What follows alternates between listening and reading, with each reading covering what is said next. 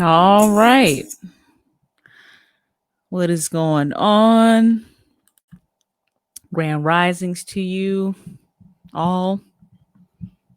I'm your hostess, Back to the Basics. This is season 2, episode 32. Let me run this banner. Y'all know I got to run this banner. So I'm going to put the title back up here. What about Christmas? With a question mark. I had a chance to take Latin whenever I was in high school. And what I found, Latin was just one of those languages. They say it's a dead language, but here's what I noticed. As I before entering high school, you know, we had to take at least one foreign language. So my options were Spanish, French, Latin, and I do believe German was also offered at the time. And what I noticed, because in growing up in my household, we had a dictionary and we also had a thesaurus. Prior to the internet, I remember typing on my mom's typewriter, and I mean a manual typewriter. And we have Microsoft Word and different software for that now. But I remember, just, one day out of the blue, I started looking at the words in the dictionary, and I noticed that a lot of the English words had a Latin root word. And that's why I chose to take Latin. It emphasizes grammar, the various different, parts of speech that we have. The nouns and the pronouns and the, verbs and adjectives and adverbs and prepositional phrases and all that stuff. That's what Latin emphasizes. And during me studying through Latin, I had a chance to take 4 years, and I took all 4 years of it. We talked about various things. We talked about the history of Rome, how Rome was founded, and we talked about the various different, gods associated with it, as well as different festivals. So what we are looking at right now, I know you're probably thinking, well, dang, back to the basics. I thought this was about Christmas. Well, you might want to hold on to everything because this is about Christmas. I'm reading from history.com / topics/ancient Rome/Saturnalia. You see, we have a lot of holidays, but do we know the history behind these holidays? Or should I say these hello days? And yes, I'm going to say it. I think my new phrase would be these hell of a days. I know you're like, dang, back to the basics. You going there? Yes, I am. Hell of o days. Yeah, hell of a days. And that's what we are. We're on Christmas Eve right now. This is 24 December 2020, and this is gonna be a hell of a day. But anyway, how Saturnalia led to Christmas. This is fair use. This is for educational purposes only. I do not copyright infringe on anybody. The source will be put in the description box.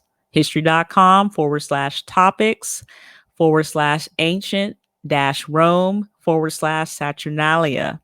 I'm going to be reading from this site. It is fair use, falls under fair use. It's for educational purposes only, talking about the roots of the history behind Christmas. How Saturnalia led to Christmas. Thanks to the Roman Empire's conquest in Britain and the rest of Europe from the 2nd century BC to the 4th century AD, and their suppression of older seasonal rites practiced by the Celts and other groups, today's Western cultures derive many of their traditional celebrations of midwinter from Saturnalia. I know this is going to upset a lot of Christians. Listen, it is what it is. My last Christmas was 2018. 2019, I did not celebrate Christmas. I had just came to Fort Campbell. And I do have a banner running down here just to remind you that none of my statements are endorsed by the United States Army, Department of Defense, and or military branch, element, or government entity. None of them.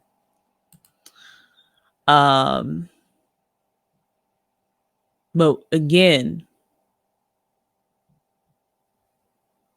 is Christmas really about the birth of Jesus? And I will tell you that it is not. It's not. But let me move on through the article before I get too far ahead of myself. The Christian holiday of Christmas especially owes many of its traditions to the ancient Roman festival, including the time of year Christmas is celebrated. Now, mind you, we just had the winter solstice, I do believe on the 21st. Let me keep going. The Bible does not give a date for Jesus's birth.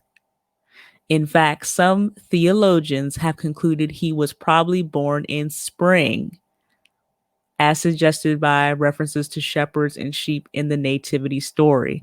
Now, here again, listen. I'm tracking that the letter J is only 500 years old. Yes, I'm tracking that. This is why I chose to do it this way. And it's right. The Bible does not give a date for Jesus's birth. Some theologians do put his birth in the spring. However, there are other scholars who actually put his birthday around the Jewish New Year, Rosh Hashanah in September, also October timeframe. So we're not going to debate about the date that Jesus or Yeshua or Yah when he was born. Right now, we're just going into the origins. We're trying to break down the history of how even Christmas came about. But by the 4th century AD, Western Christian churches settled on celebrating Christmas on December 25th, which allowed them to incorporate, the holiday with Saturnalia and other popular pagan midwinter traditions. So again, I'm not going to go. I know there's various different videos and literature out there on, well, who else was born on December 25th. We can get into the gods, the goddesses, the African history of many things, Nimrod. We can go on and on and on and on and on. But right now we're focusing on the Saturnalia and Rome. Mind you, the word incorporate. I'm going to read this paragraph one more time. But by the 4th century AD, Western Christian churches settled on celebrating Christmas on December 25th, which allowed them to incorporate the holiday with Saturnalia and other popular pagan midwinter traditions. So again, incorporating. So to me, they were never really converted. They just wanted to add something to just pretty much add another day to the Saturnalia. And that's pretty much all they did. So that to me doesn't count as a conversion. And mind you, I'm not knocking anybody. Spirituality is a very broad spectrum. And I acknowledge that. I'm not here to bash anybody as far as what sacred text you may or may not read, whether if you're coming with African spirituality, whether if it's the Quran, the Eightfold Path, the Torah, the Bible. There are some people who are Hinduists, Wiccan. Oh, we can just go right on down the line. I'm not here to bash anybody today. I'm just here to talk about what I'm talking about. Here, the question is posed: is Christmas a pagan holiday? Pagans and Christians coexist, not always happily during this period, and this likely represented an effort to convince the remaining pagan Romans to accept Christianity as Rome's official religion. Before the end of the 4th century, many of the traditions of Saturnalia, here they are, include giving gifts, singing, lighting candles, feasting, and merrymaking have become absorbed by the traditions of Christmas as many of us know them today. So again, all these things that's going on right now, giving gifts, singing these carols, lighting candles, and I remember caroling in high school, going out there, feasting and merrymaking. This is all traditions of the Saturnalia that became absorbed by the traditions of Christmas. Here are the sources. John Matthews, here's a book, The Winter Solstice, The Sacred Traditions of Christmas, written in 1998, published by Godsfield Press. Saturnalia, the Ancient History Encyclopedia, and BBC News, another source. Did the Romans invent Christmas? And here are some other citations. Citation information, here we go, because again, I'm not copywriting. This is fair use and this is for educational purposes. Article title, Saturnalia, author, history.com, editors, website name, history, and the URL, as I stated before, www.history.com/topics/ancient-Rome/Saturnalia. The access date, December 24th, 2020, which I'm doing right now. Publisher, A&E Television Networks. Last updated December 18th, 2020. Originally published date was December 5th, 2017. So what I'm reading from has been out for, a little over 3 years. Okay. And there we go. There we go. Because again, I wanted to make sure that you actually see the source for yourself. I am going to stop sharing this screen right now because again, I think that it's important. This pretty much answers that Christmas is a pagan holiday. I know that this may break some people's heart. I understand.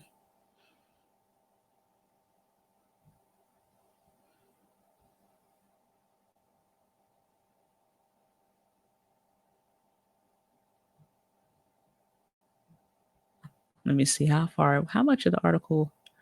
Okay.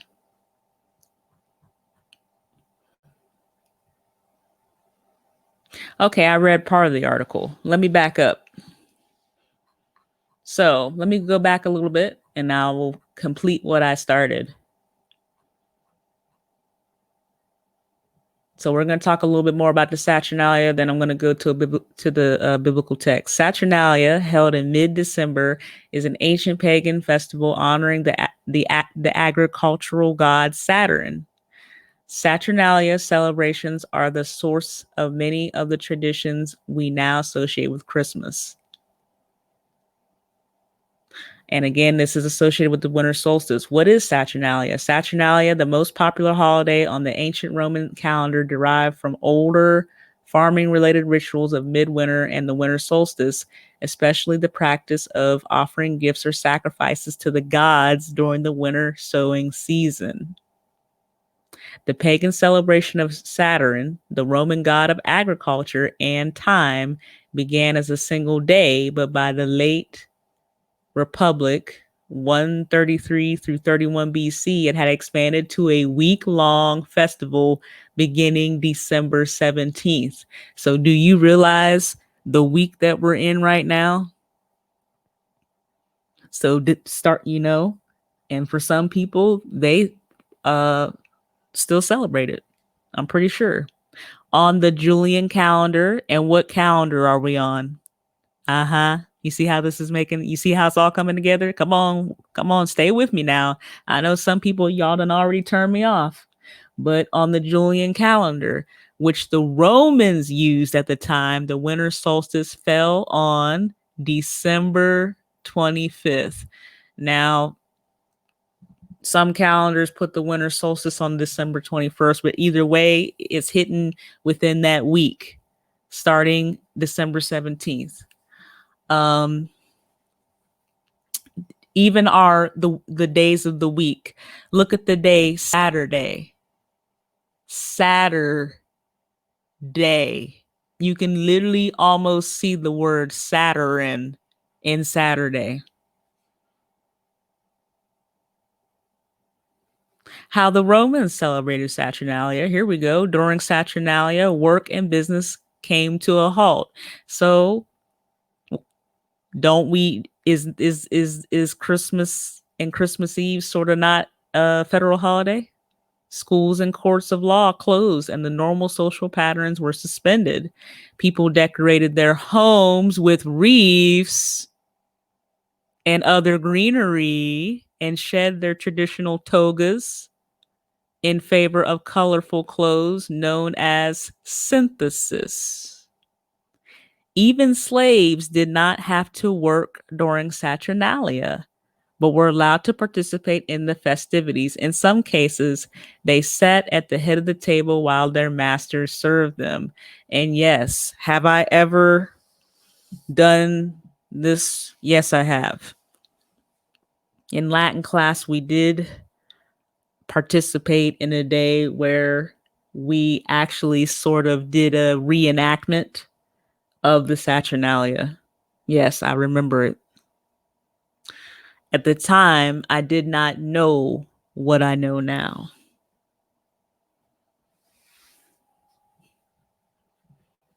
But this right here should let us know that without a shadow of a doubt, that Christmas is a pagan holiday. Let me keep going. Instead of working, Romans spent Saturnalia gambling, singing, playing music, feasting, socializing, and giving each other gifts. Wax taper candles called, okay, I'm going to spell this because I don't want to mess it up, CEREI, were common gifts during Saturnalia to signify light returning after the solstice. On the last day of Saturnalia celebrations, known as the Sigillaria, many Romans gave their friends and loved ones small, terracotta figurines known as Signallaria, which may have referred back to older celebrations involving human sacrifice. Oh my goodness. Do you not see that? That opens the discussion up to a whole bunch of things. Giving people small figurines. Do not we have ornaments? Come on, people. Come on, people. Stay with me. Stay with me.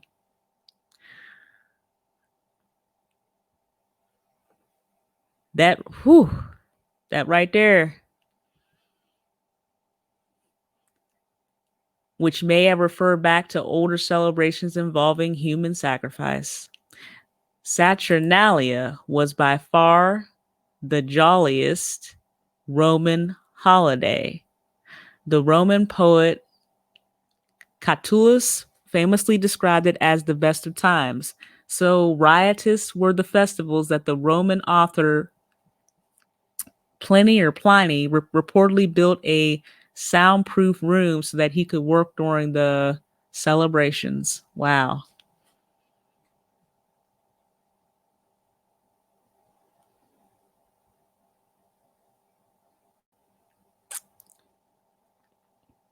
Temple of Saturn and other Saturnalia customs. Constructed in the 4th century AD to replace an earlier temple, the Temple of Saturn in Rome served as the ceremonial center of later Saturnalia celebrations. On the first day of the festivals, a young pig would often be publicly sacrificed at the temple, which was located in the northwest corner of the Roman Forum.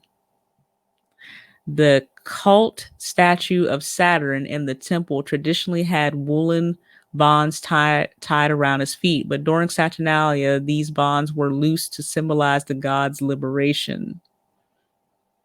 In many Roman households, a mock king was chosen.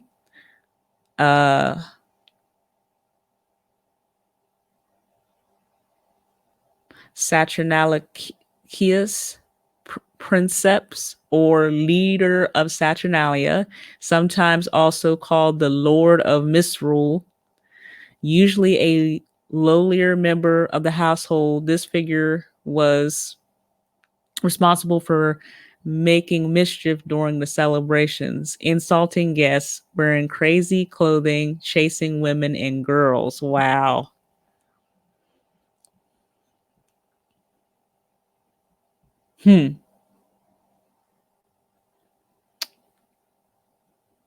The idea was that he ruled over chaos rather than the normal Roman order. The common holiday custom of hiding coins or other small objects in cakes is one of many dating back to Saturnalia, as this was a method of choosing the mock king. Interesting.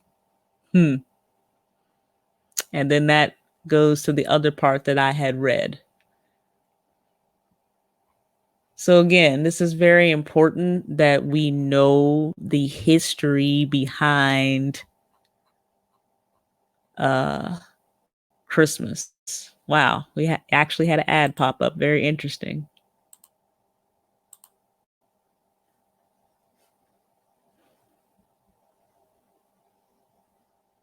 And this right here, as you can see, cites everything. I know I already read the citation, but I'm going to let it be up here one more time. Because like I said, I'm not trying to copyright. I'm just trying, this is fair use. Fair use. I'm not trying to take away from any of the sources that are now up here again.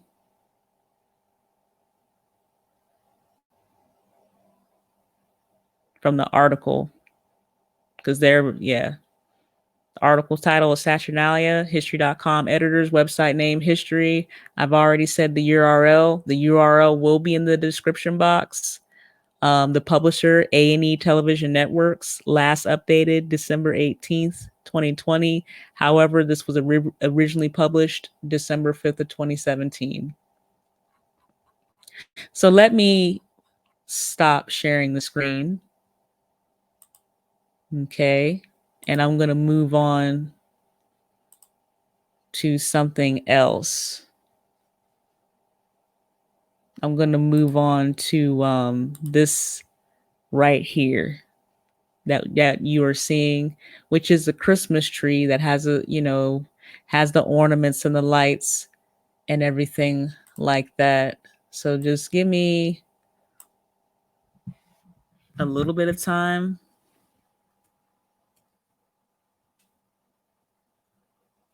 This always happens.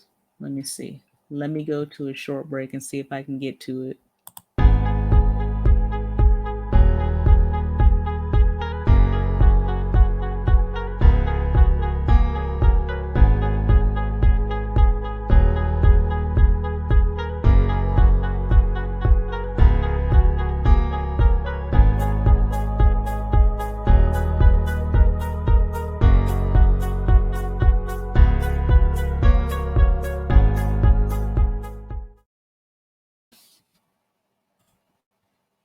All right, I'm still working on it. So let me see here. What I'm going to do now, I'm going to start sharing the screen. Let me start sharing the screen. There we go. Let me share that. Let me see if that'll come up.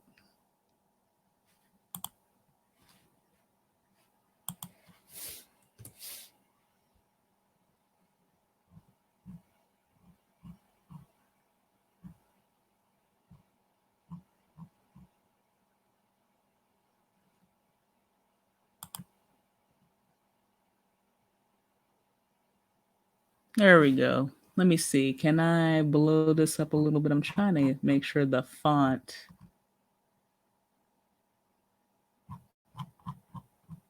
Okay. Let me do this. Let me see if I can blow this up a little bit. That might be a little bit too much. Let me see how that's looking to you guys. Can y'all? Okay, let me get the Christmas tree off of there. Yeah, I sort of left that Christmas tree just chilling up there, huh? Like, what are you doing? We're getting there. We're almost at the 30-minute mark, but we're actually almost there. I'm going to blow this up just a little bit more. There we go. We're going to take a trip down to Jeremiah chapter 10. Let's go on over there.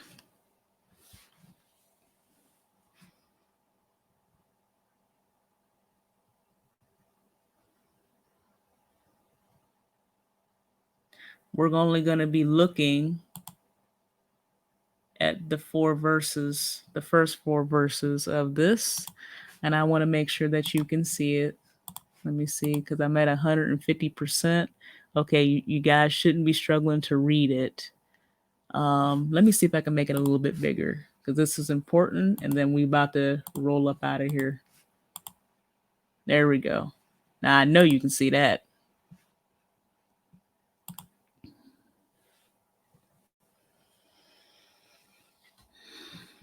I'm going to read this text. And this is not a Bible study. This is just to show you and give you some food for thought. Here's what it says. I'm reading from the King James Version of the Bible, reading from Jeremiah chapter 10, and I will be reading verses 1 through 4. Okay, as you can see on your screen, just follow along with me, or you're more than welcome to grab your Bible or your sacred text. The Bible is just one sacred text that I do read. I also look at I also read and study from the Sefer Bible, which actually has There are some books missing from the King James Version of the Bible. So I do often go over to the Sefer Bible, and I also have been looking at the Quran, and I also have looked and studied the Torah. Um, like I said, spirituality is a very broad phenomenon. But let me get into this. Jeremiah chapter 10, verses 1 through 4. Hear ye the word which the Lord speaketh unto you, O house of Israel. Thus saith the Lord, learn not the way of the heathen, and be not dismayed at the signs of heaven, for the heathen are dismayed at them. For the customs of the people are vain. For one cutteth a tree out of the forest, the work of the hands of the workman with the axe. They deck it with silver and with gold. They fasten it with nails and with hammers, that it move not.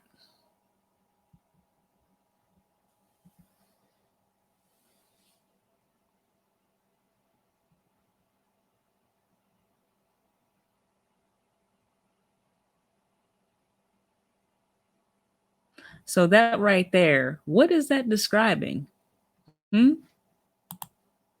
Is that not describing this right here?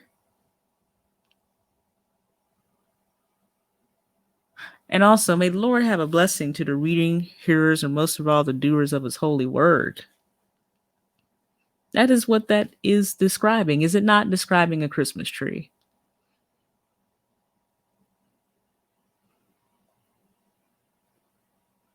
Now, I know that some people have their views on the King James Version of the Bible, that there are books missing from the King James Version of the Bible. Well, again, that's not the only text. This is not the only sacred text that I read and study. Um, for those who may say that I'm still asleep or whatever, that's your own opinion. But I know that whenever I was reading and studying in the book of Genesis, one of the first civilizations that our father Abraham ran into was that he went down over there to Egypt. And that is in the book of Genesis, or the book of beginnings.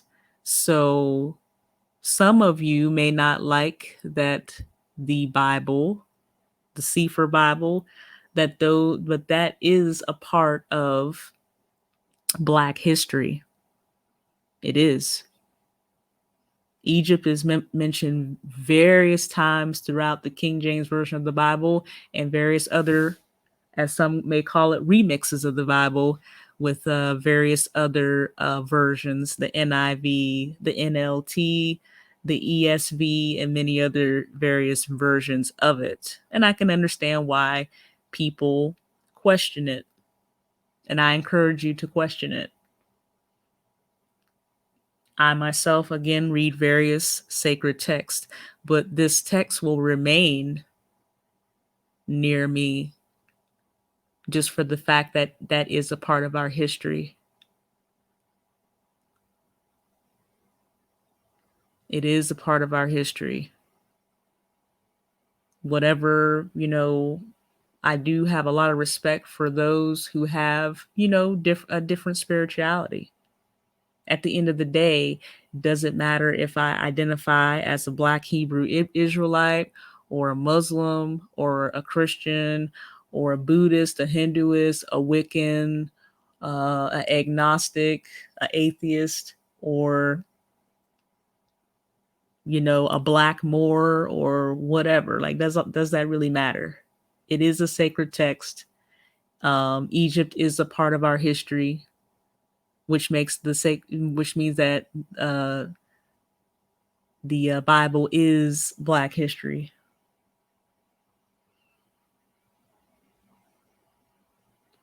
But anyway, I went off on a little bit of a rant. Which, as you see, I have a picture of a Christmas tree on here, and as we see, we see the red and green lights. We see the lights. We see the star or the angel at the top, and it's lights and whatever else. But is that not what Jeremiah chapter 10, verses 1 through 4 is talking about?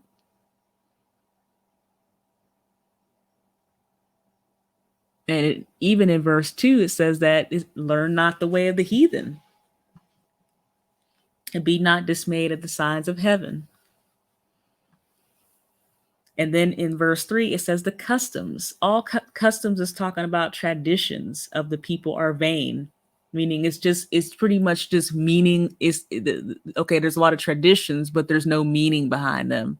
So right now we're on Christmas Eve, right? So all this gift giving and all these things associated with Christmas pretty much is a remix of the Saturnalia. And really, it's not really a remix. It's just sort of a repackaged Saturnalia. Like I literally went to the sources and the sources were cited. So all these customs that we do each year as far as Christmas and what is it, Easter, and all these holidays.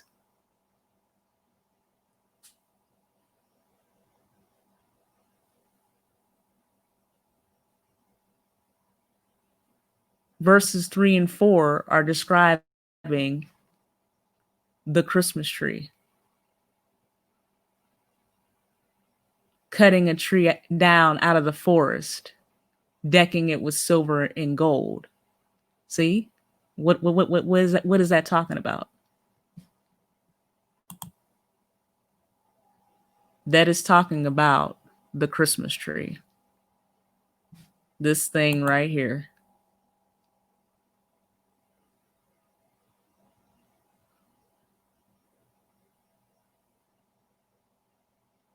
That's exactly what it's talking about. And mind you, that's just a sacred text that I'm currently quoting from.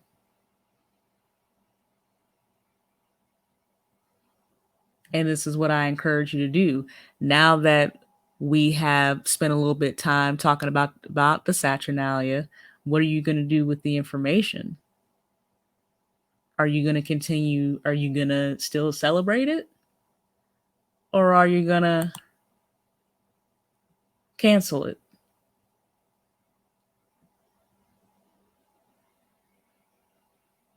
Hmm?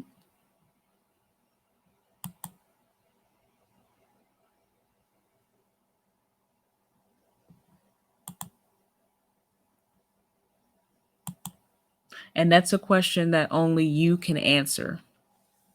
Now, the information has already been put forth. I'm going to stop sharing the screen. The information has already been put forth. But me, this is what I'm choosing to do. I'm choosing to cancel that. It's important that we know our history, the history behind these holidays, or should I say, behind these hell of a days. You know, I grew up in a Judeo-Christian home. So for me to come out here and do this, I mean, hey, it is what it is. I'm on my own personal spiritual journey right now. And I know that many of you out here who may be listening or who may be watching, you may be just beginning your spiritual journey or even enhancing your spiritual journey. But the information has gone forth, and the sources were cited. And again, the URL, the link to the sources will be in the description box. I thank you for, taking out time to listen to and or watch this broadcast slash podcast. You can find me on various platforms. Just look for me. I'm on various platforms, many platforms. Just look for me on Apple Podcasts and Google Podcasts. I'm on iHeart Radio. I'm on Castbox. I'm on Spreaker. I'm on Anchor. I'm on Spotify.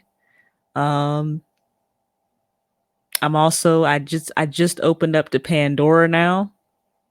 So just look out for me. You just look for the major platforms and just look for Back to the Basics. I hope all you are doing well. I know I might have broke a few hearts today, but you know, I encourage you to do your own research. I love you as a sister. Um,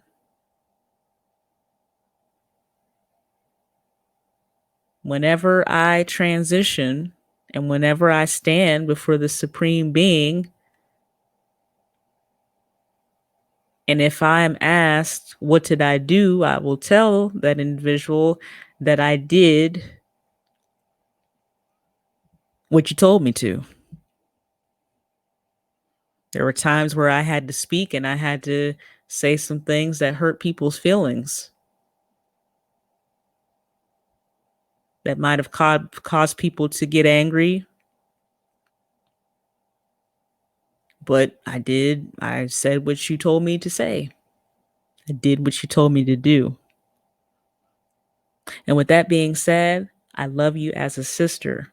This is not meant to bash or hurt or throw shade at anybody's spiritual walk, spiritual journey. I encourage you to do your own research and question. History matters. The Most High be with you to lead, guide, protect you, and direct your footsteps. And with that being said, I'm gone.